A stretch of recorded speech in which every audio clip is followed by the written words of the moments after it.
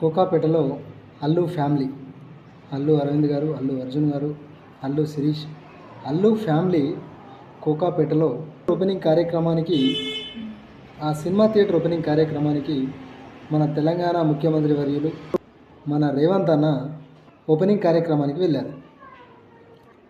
స్ట్రేట్గా అడిగే కొన్ని మాటలు అవేమంటే,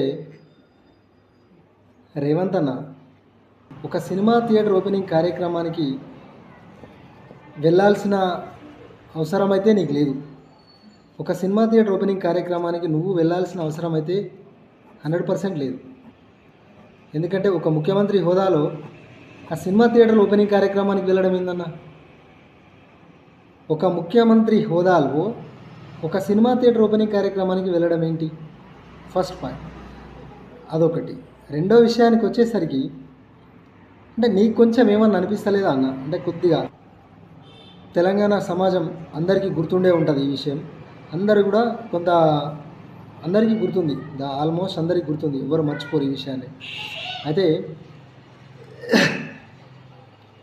పుష్ప టూ సినిమా రిలీజ్ అయిన తర్వాత గారు సినిమా చూడడానికి తన కార్ రూఫ్ టాప్ ఓపెన్ చేసి అభిమానులకు అభివాదం చేసుకుంటూ రావడం వల్ల అక్కడ భారీ సంఖ్యలో అభిమానులు గుమిగూడడం వల్ల అక్కడ తొక్కిసలాట జరిగింది. థియేటర్ దగ్గర తొక్కిసలాట జరిగింది. ఆ తొక్కిసలాట జరిగిన సందర్భంలో రేవతి అని ఒక మహిళ చనిపోయింది, కూడా బ్రెయిన్ డెడ్ అయ్యి కొద్దిగా హాస్పిటల్ పాలై అంత పర్షాన్ అయిపోయింది. హాస్పిటల్లో పడ్డప్పుడు అప్పట్లో అది పెద్ద సంచలనమైన న్యూస్. అసెంబ్లీ సాక్షిగా రేవంత్ రెడ్డి గారు ఆ రోజు సినిమా వాళ్ళను ఏ రకంగా మాట్లాడిండు అంటే, చాలా అగ్రెసివ్గా మాట్లాడిండు. చాలా అంటే చాలా అగ్రెసివ్గా మాట్లాడిండు. ఒక మహిళ చనిపోతే ఈ సినీ ప్రముఖులు ఒక్కరు కూడా వెళ్ళి పరామర్శించలేరు. ఆ రేవతి అనేట ఆమె చనిపోయింది, ప్లస్ తన కొడుకు హాస్పిటల్లో ఉంటే ఏ ఒక్కరు కూడా వెళ్ళి పరామర్శించకుండా, కానీ మహిళ చనిపోవడానికి కారణమైన అల్లు అర్జున్ను తీసుకెళ్ళి అరెస్ట్ చేసి ఒక్క రోజులోనే తను బయటకు వచ్చిన తర్వాత సినీ ప్రముఖులు మొత్తం వెళ్ళి తన ఇంటి కాడ క్యూ కట్టి మరీ పరామర్శిస్తున్నారు. ఏమైంది అధ్యక్ష అతనికి? ఆయన కాలు ఇరిగిందా? ఆయన కన్ను పోయిందా? ఆయన చేతి ఇరిగిందా? కిడ్నీలు ఏమైనా పాడైనాయా? ఏమైంది? మంచిగానే ఉన్నాడు కదా. తన కారణంగా ఒక మహిళ చనిపోయింది, ఒక అబ్బాయి హాస్పిటల్లో ఉన్నాడు, ఇప్పటికీ తను బతుకుతాడో చనిపోతాడో కూడా తెలియదు. ఇట్లాంటి దాన్ని ఏ ఒక్క సినీ ప్రముఖులు కూడా వెళ్ళి పరామర్శించకుండా ఒక్కరోజు ఇంటికి మాత్రం వెళ్ళి క్యూ కట్టి మొత్తం ఆయన ఏదో జరిగిపోయింది అన్నట్టుగా ఆయనను పరామర్శిస్తున్నారు. ఈ సినీ పరిశ్రమ తెలంగాణలో ఏం చేద్దాం అనుకుంటున్నారు మీరు అని చెప్పేసి ఆ రోజు గట్టిగా వార్నింగ్ ఇచ్చారు. ఆ రోజు నాడు సగటు తెలంగాణ వాది ఏమనుకున్నాడు తెలుసా రేవంత్ అన్న? నిజంగా ఆ రోజు సగటు తెలంగాణ వాది సినీ పరిశ్రమలకు నిజంగా రేవంత్ అన్న గట్టి వార్నింగ్ ఇచ్చిండు.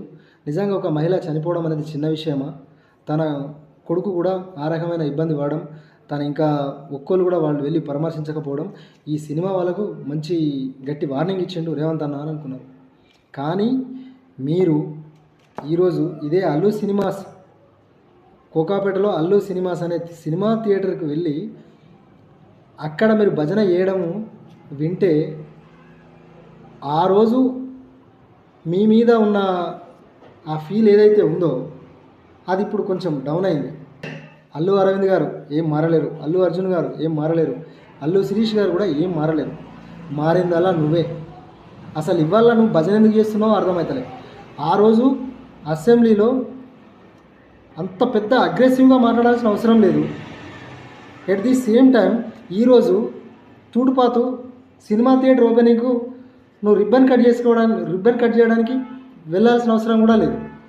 ఈ రెండు కూడా నిన్ను నువ్వు దిగదార్చుకున్న పనులే. నిన్నే కాదు, తెలంగాణ సమాజం కూడా నిన్ను చూసి కొంత అసహించుకునే పరిస్థితి తప్ప వేరే ఏం లేదు ఇక్కడ. రెండోది, నువ్వు అక్కడ మాట్లాడుతూ ఓ భారీ ఇంగ్లీష్ డైలాగ్ కొట్టిండు. నేను ఎవరు రేవంత్ రెడ్డి భారీ ఇంగ్లీష్ డైలాగ్ కొట్టిండు. ఆ డైలాగులు ఇక అవి ఆ రోజు నువ్వు కొట్టిన డైలాగులు ఈరోజు నువ్వు అల్లు సినిమాస్కి పోయి ఆ రిబ్బన్ కట్ చేయడం, అల్లు అర్జున్ అనే వ్యక్తి ఆ రోజు పుష్ప 2 తొక్కిసలాట నాడు అసెంబ్లీలో నువ్వు మాట్లాడిన మాటలు, అల్లు అర్జున్ అనే వ్యక్తి ఒక అహంకారి. కానీ ఈరోజు అల్లు అర్జున్ అనే వ్యక్తిని హాలీవుడ్లో యాక్టింగ్ చేయాలి, టాలెంట్ కాదు, నువ్వు హాలీవుడ్లో యాక్టింగ్ చేయాలి, హాలీవుడ్ రేంజ్ని నువ్వు ఇది తీసుకురావాలి అని చెప్పేసి అని హాలీవుడ్కి ఎత్తుతున్నావు. ఏం మారింది? ఏం మారలే. అల్లు అర్జున్ మారలే, అల్లు అరవింద్ మారలే, అల్లు ఫ్యామిలీ ఏం మారలే. మారిందల్లా నువ్వే.